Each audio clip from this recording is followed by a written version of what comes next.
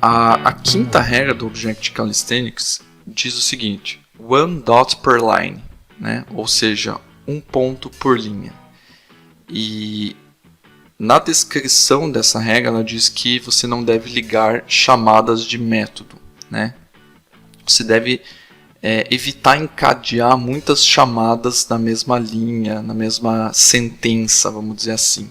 Olha só, isso aqui diz muito da parte de legibilidade, tá? Então, como que eu posso escrever para que facilite a pessoa que vai ler esse código, vai interpretar, vai compreender, e para não ficar uma sequência muito grande de chamadas consecutivas, né, sendo que está navegando pelos objetos ou concatenando vários métodos de execução, e isso pode confundir um pouco você na hora que você está tanto programando quanto debugando ou apenas lendo o código, ok? Então aqui temos o nosso registro novamente. Deixa eu pegar aqui a classe. Dessa vez o registro tem os filhos e uma data de criação, que é um datetime, tá? Aqui eu estou criando um novo registro e aqui eu estou fazendo registro.filhos.add, tá? Perceba que aqui eu já tenho dois pontos na mesma linha, né? Estou invocando dois, aqui no caso uma propriedade, aqui um comportamento que é um método. Nesse caso eu já estaria infringindo. Por quê? Porque eu já estou acessando um item de dentro de registro e ao mesmo tempo, em seguida, eu estou acessando um item da propriedade filhos, né? Então, isso pode ser considerado já que está com uma legibilidade pior do que poderia ter, ok? Mas isso pode piorar. Eu posso fazer registro.filhos.firstOrDefault.filhos.add e adicionar um registro. Aí você começa a pensar, meu Deus, isso está começando a ficar complicado, né? O que acontece aqui? Eu estou pegando o primeiro filho que eu tenho na lista, aí eu estou acessando os filhos desse primeiro filho e eu estou adicionando um registro para os filhos do primeiro filho. Olha só que complexo lendo assim, né? Como que eu poderia deixar isso um pouco mais limpo, atendendo à regra? Então, registro refatorado, onde eu crio um comportamento dentro desse registro refatorado, que mudei o nome simplesmente para não dar conflito aqui e mostrar lado a lado funcionando, tá?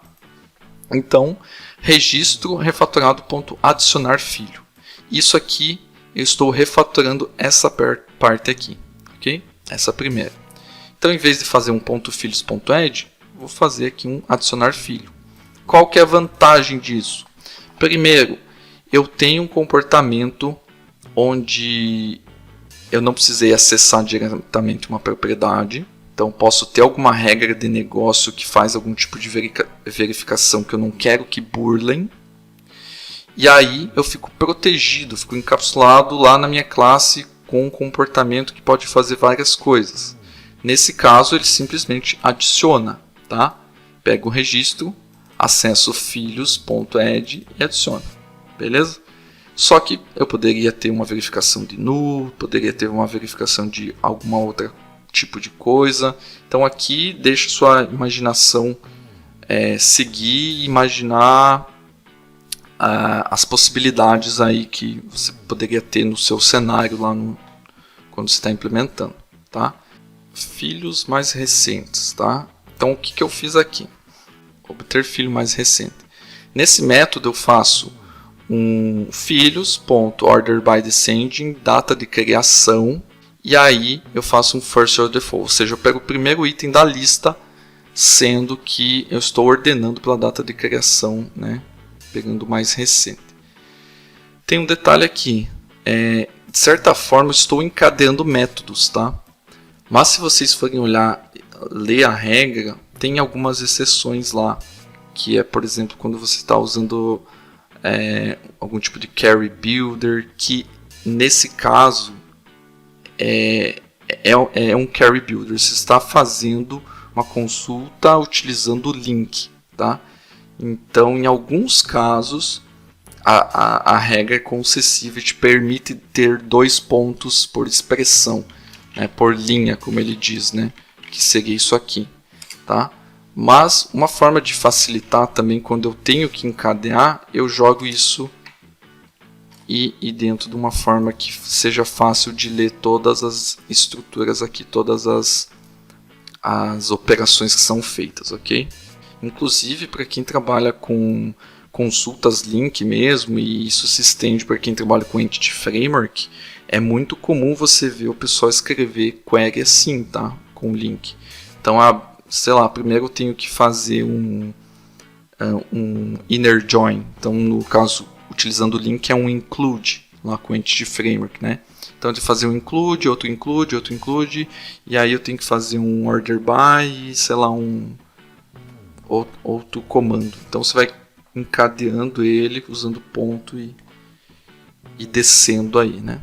Isso funciona muito bem e ajuda na legibilidade também. Ok, como que eu utilizo isso, né? Obter filho mais recente.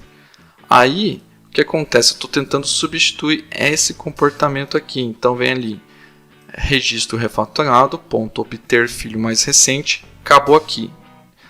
Aqui eu já consegui pegar qual é o registro mais recente e só apenas um, correto? E aí eu quero filho mais recente, ponto, adicionar filho. Utilizo o método que eu já tinha criado.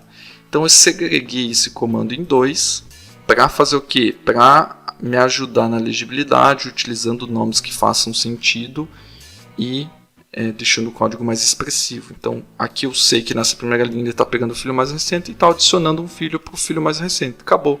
É muito mais fácil do que eu fazer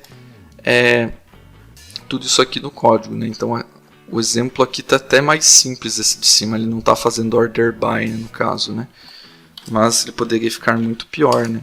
Poderia ficar p.data de criação, .first or default, .filhos, .add.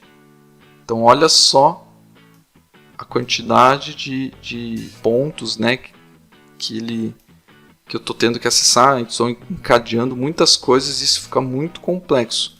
Por mais que eu quebre isso aqui também, né, possa quebrar isso aqui, aí eu vou quebrar aqui também, aí eu vou quebrar aqui também, sei lá, alguma coisa assim, ou manter o edge aqui.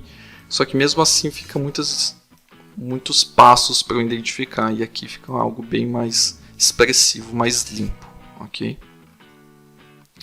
Então é basicamente isso que ele diz. Lembrando a exceção quando você está utilizando uma estrutura aí, está montando uma query, né? O query builder, que são esses casos que eu comentei aqui, beleza? Então tem uma exceção aí que a própria regra fala.